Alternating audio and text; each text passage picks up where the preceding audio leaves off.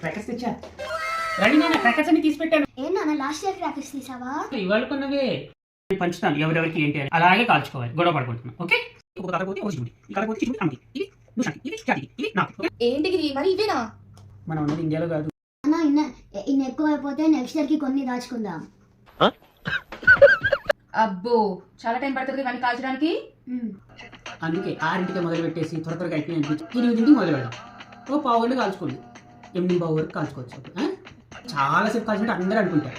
ఇంకో పని చేద్దాం, పక్కింట్లో ఎదింట్లో ఎవరైతే కాల్చుకుంటారో వాళ్ళ ఇంట్లో చెత్త అంతా తీసుకొచ్చి మన ఇంట్లో వేసేయి. తెల్లారి చూస్తే పొద్దునకి అందరూ అనుకుంటారు ఎక్కువ వీళ్ళే కాల్చారని. సరేనా అక్క? అర్థమైందా నీకు? అర్థమైంది తమ్ము. నాన్న మరి బాంబ్స్ సౌండ్స్ ఏం లేవా?